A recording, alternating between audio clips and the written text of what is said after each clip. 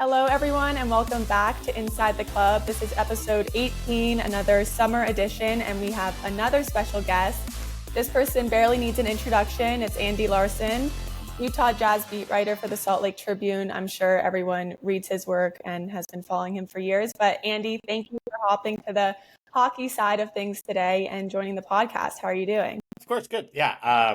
Thanks for having me. First of all, it's fun to talk puck. I'm curious about a potential new podcast name. There's a whole lot of changes in hockey world. Yeah. Anyway, I'm very excited to talk to you about it all. Yeah, on that note, if anyone has suggestions for a new podcast name, obviously we're called Inside the Club now when the team was Utah Hockey Club. Now they're the Utah Mammoth. Let us know what you think. If you want to keep it Inside the Club as like a, I don't know, memory of the inaugural season or change it to something Mammoth, we're open to all suggestions. We were hitting a wall with our creativity yesterday. So, but pivoting in almost a month for the NHL, July 1st is free agency. July 6th opens for NBA, I believe. Is that correct? July 1st. July 1st. Oh, it's both. Okay. But there's been a lot of discussion for the Utah Mammoth about how free agency is going to go because historically for the NBA, it's been an area that the Jazz have struggled at times, and if that will be different for the NHL. So we have a story coming out about this in the Tribune. But Andy, just for some context for maybe NHL fans that haven't followed the NBA, what has free agency looked like in Utah for the Jazz in the past? Yeah, really sporadic and not something that they can count on. I think they could count on getting kind of second-tier stars. Nearly 20 years ago now, the Jazz got Carlos Boozer and Memo Okur, who were not all-stars at the time. They were in their second or third seasons when the Jazz signed them to big contracts. But really, there's not a lot other than that in kind of the history of the team. It's always been you have to build through the draft and free agency because you can't count on getting free agents to come to Utah. And I think that's for a couple of reasons. One, because Utah is a small market, it is on national TV less often. And so players feel like they are less able to sell themselves as a brand in a small market. And then number two, and I think this is an important part of it, is Utah is not a super diverse place. And the NBA is primarily made up of young black men who also want to be around other young black people in their lives. And whether that's a lack of nightlife, that was a discussion point during the Jazz Warrior series a few years back, or a just kind of lack of familiarity, lack of friendly, not friendly faces, that's strong, but just familiar faces, types of food, types of barbershops, even all these kind of played a role. And so, yeah, free agents haven't felt super comfortable about signing in Utah for the entire history of the franchise. It's interesting. I think there's a lot of different reasons why it might be different for the NHL, but when you're talking about kind of the cultural aspect, it's no secret that the NHL is majority white. It's like you can go to any game and kind of see it. So I think there's definitely that aspect where Utah kind of mirrors parts of Canada and communities that a lot of hockey players grew up in and are used to, and it doesn't feel as maybe isolating as it might for an NBA player. So I think that's part of it. And then also ownership, I think, plays a big role. We've talked to a lot of the NHL stars on other teams, and they've said they've heard great things about Ryan Smith and SEG in general. Has that been a pull in NBA, or does it not carry as much weight with ownership in that league? I would say it doesn't carry as much weight, and Ryan is probably less well regarded when compared to other NBA owners. I think he's just kind of seen as a new up and coming guy. But yeah, even with, maybe the most popular owner for a long time was Mark Cuban of the Dallas Mavericks. But I don't think Mark was going out and really getting star free agents to come to Dallas because of him being Mark Cuban. It would say you can play in, the NBA's, what is it? I think it's sixth largest market. And you can come join a good team that's competing for championships and so on and so forth, right? And the Jazz have never really kind of been at that point where they can say that to a player, hey, come join us with this free agent space to potentially win a championship. It's always hey, you got to get on the ground floor and start with something good, right? Yeah. It is very different in that way where, I just don't think ownership matters very much on any player's list. Talking about winning a championship, I don't think that's the main part of the Mammoth pitch if we're looking at NHL. I think they're able to say we're coming out of rebuild.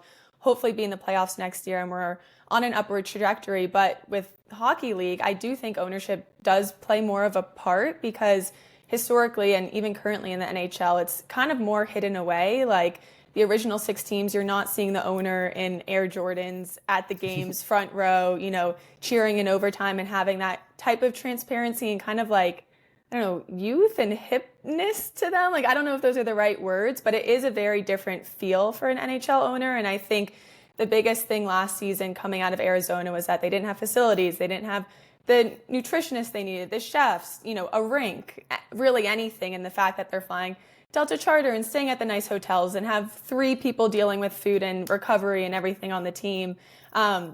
I think it matters because the NHL obviously does not have as much money as the NBA, and a lot of the teams do have to shortcut some of the things. The NBA just seems normal to some of the players. So I think that could be different, but it'll be interesting to see, like we said, the beginning of July, we'll see where these two teams diverge because this is our next point. There are different needs because they are suddenly in very different places of their journey. The next big event is the draft for NHL and NBA. They're back to back. And I think if you polled Utahns at the beginning of the season and asked who do you think will have a higher pick in their respective drafts, the Utah Jazz or the Utah Mammoth, everyone probably would have said Jazz, and the Mammoth are picking at 4. And Andy, the Jazz. Yeah. Yeah, as you know, I was in the lottery room and saw those balls fall, firsthand, and it did not go well for the Jazz. They ended up at number 5. And look, I mean, tremendous slice of luck for the Mammoth, right? Like, Yeah. and you kind of almost wonder, like, what if the NHL rule didn't cap the number of spots you could jump to 10? What if they had the number 2 pick in this draft, right? Like, so that would have been quite something. From a Jazz point of view, it would have been quite something if the Jazz could have gotten Cooper Flagg. They are not going to, and You as don't a think result, he drops like, to 5, Andy? Come on. I'm skeptical.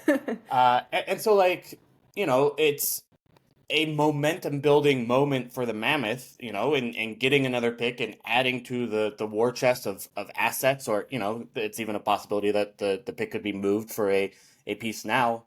The Jazz aren't in that situation, right? Like, the Jazz still waiting for kind of any players to really wrap around as like definite centerpieces for the future. So, yeah, it's just kind of one of those things where, yeah, the Mammoths seem to be more on their way up than the Jazz are.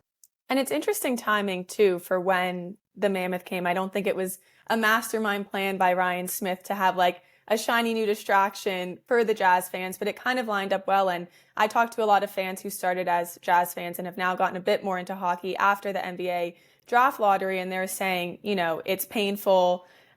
We went through a whole season of tanking to hopefully get higher, but we're excited for the NHL season a bit more now because it's something to look forward to.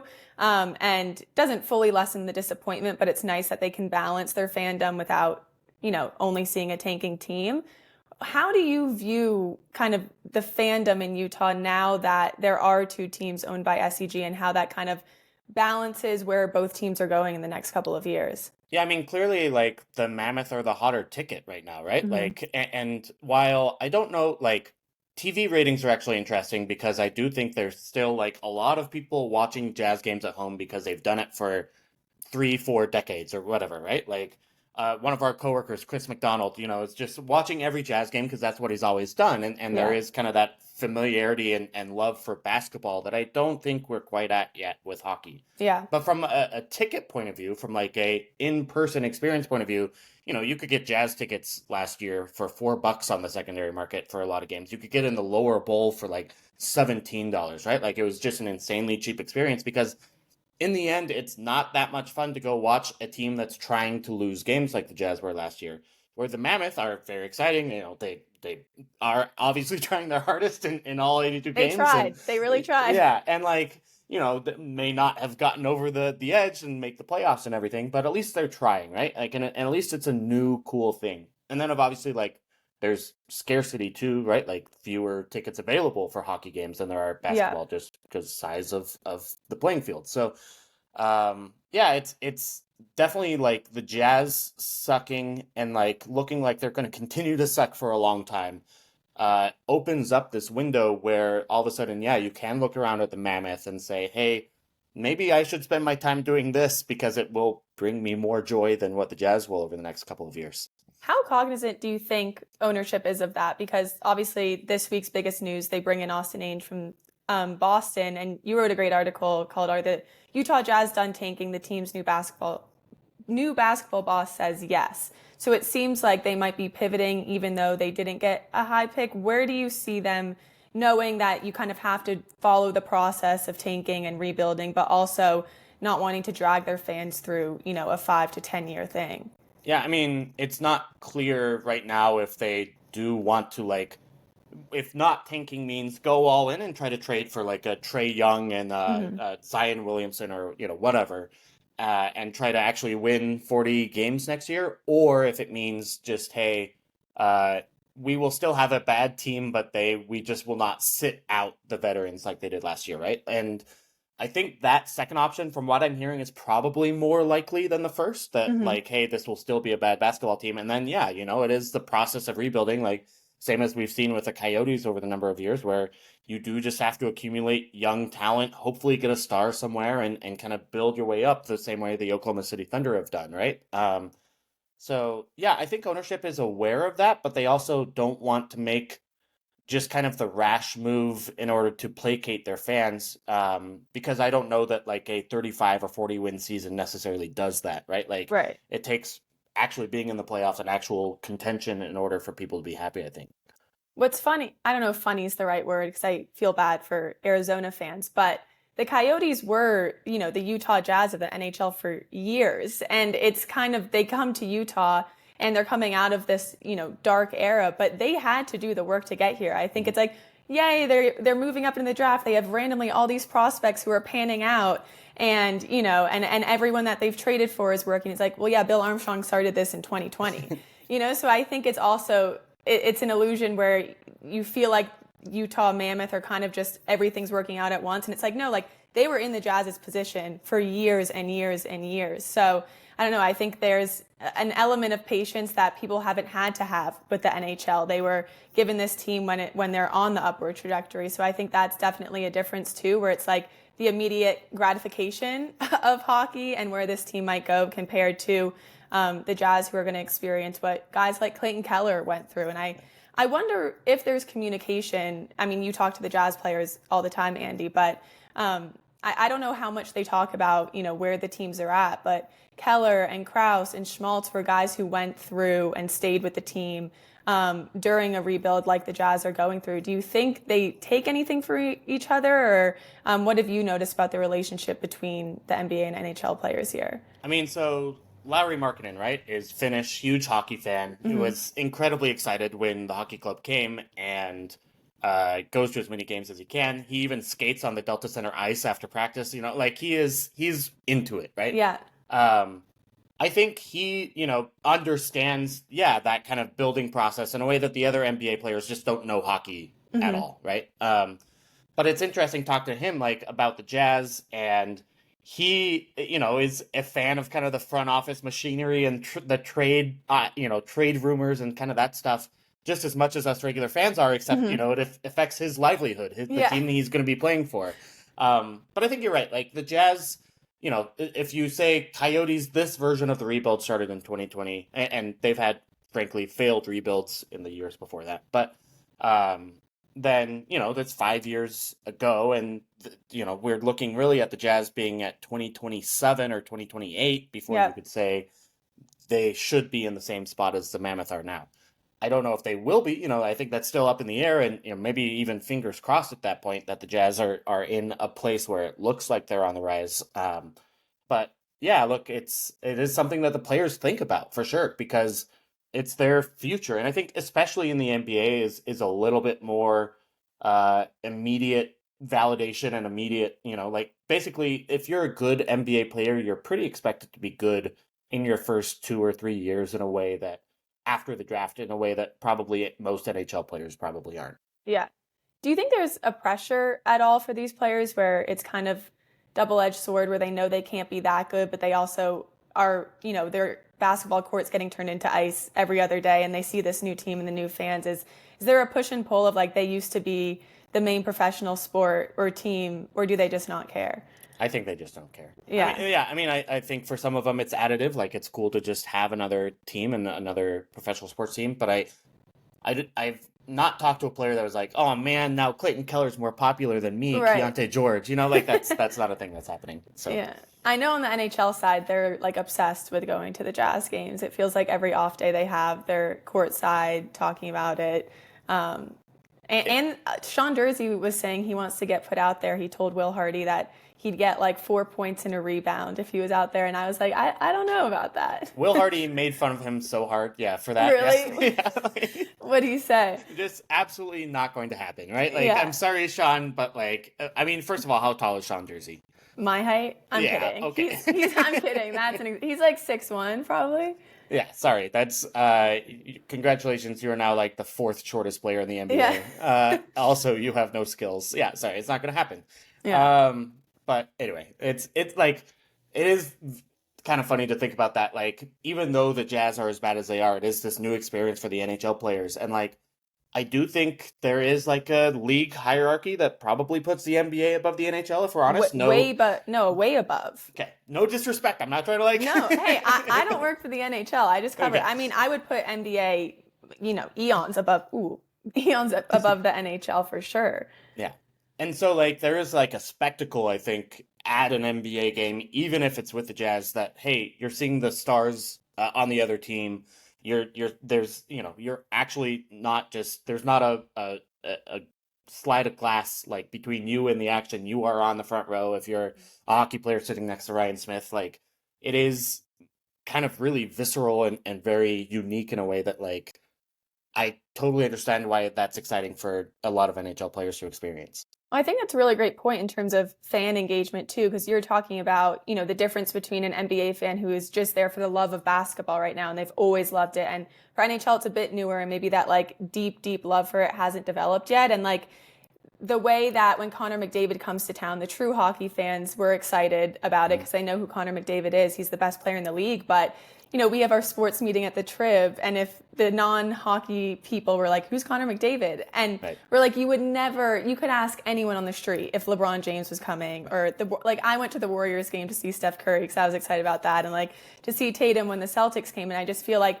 even like you said, even if the Jazz are bad, it's that love for basketball in general and knowledge of other teams in the league that kind of keep it exciting, where the Mammoth are kind of the main spectacle when they play and people aren't fully buying tickets just to see Sidney Crosby. I'm sure there's 20 or 50 people that are, but that is different. For sure, or like traveling Pittsburgh fans. So, we saw a lot of Oiler fans or Pittsburgh fan, and actually for a lot of different teams, saw a lot of visiting fans at the Delta Center last year. But like I was thinking when they played the Florida Panthers, Aaron and I were talking. Aaron is our sports editor. And we were Shout out talking Aaron. about great boss.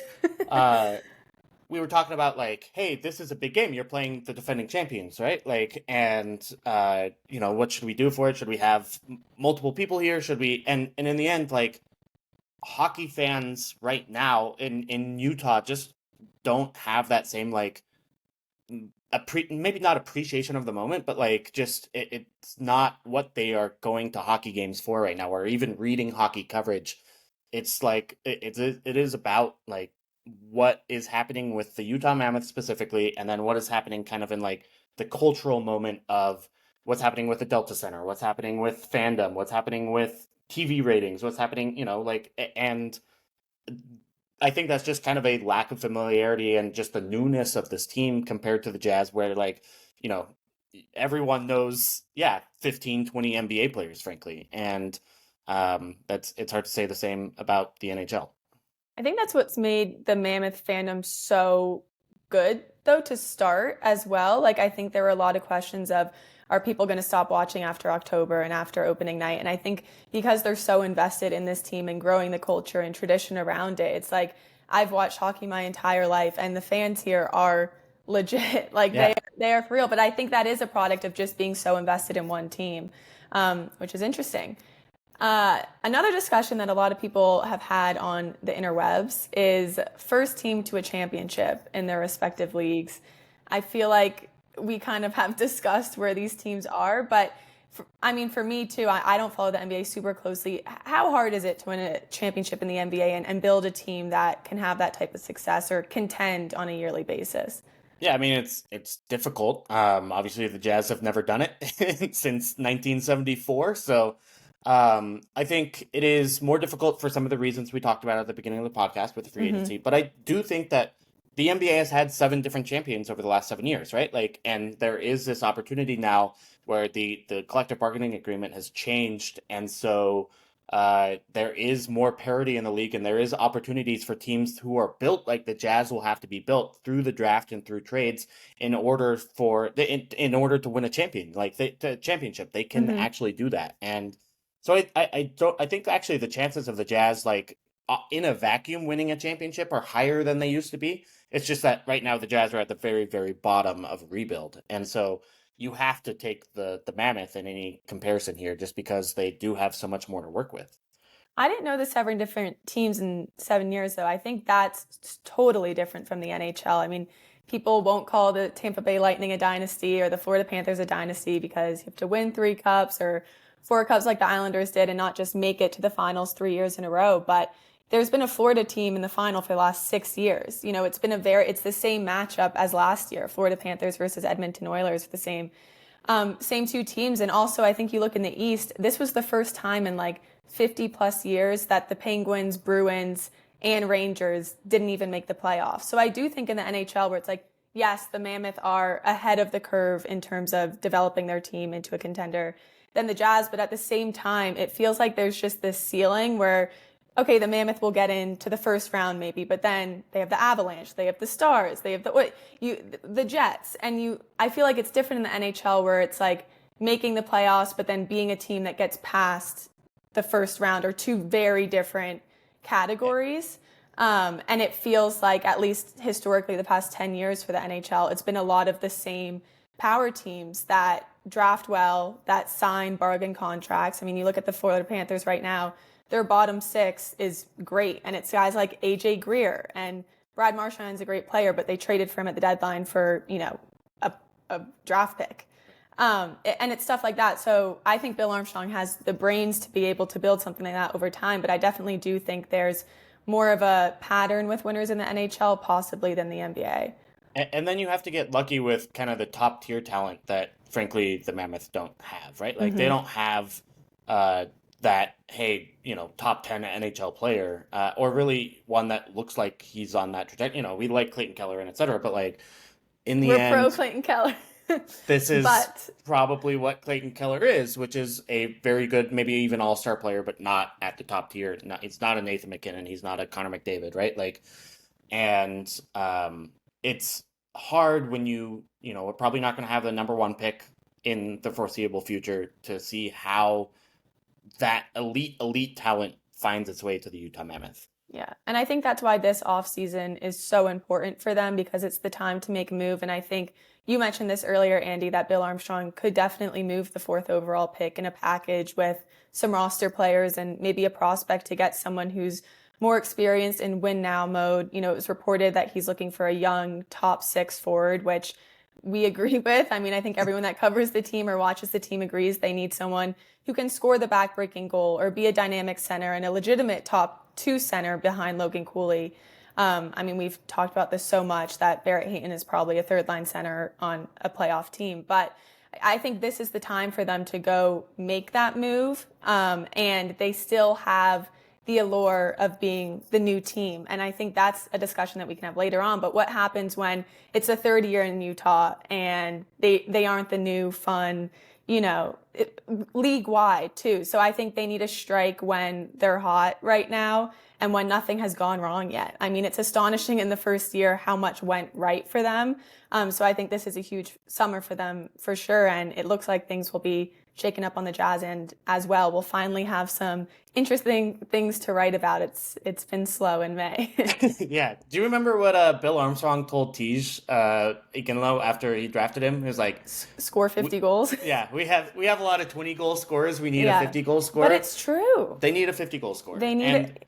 I think that plays obviously just makes them a significantly better team, but like also plays into how the Utah market views them a little bit. Where I think Hmm. there is like a real there could be such a groundswell of support for like an actual top tier star that I don't think, Clayton Keller has either the skill nor the personality to really embrace right now.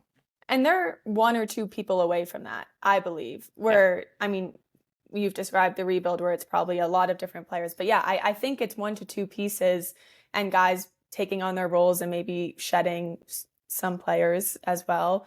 But yeah, no, I completely agree with that. And I think that's part of the reason people have embraced Sergachev so much this year because he has that personality. And I think it's important Clayton Keller didn't change anything about himself when he became captain in a new market. Like, Sure. he's a serious guy. He's competitive. He always said, like, I'm not going to turn into a rah-rah guy just because I'm captain. But I think everyone's like, build a Sergachev statue. And it's because he's coming out after games and being like, I love you, Utah. And like, here are my chickens and my eggs and I'll retire here. And, there is an element where the NHL lacks a bit of personality sometimes, which is why I think they're under the NBA and a lot of other different leagues. But no, it's a very good point. And I guess that kind of transitions into the last section of this, Andy. You, Utah native, you've covered the Jazz forever, been in the sports market forever. What's it been like for you seeing the NHL come to Utah?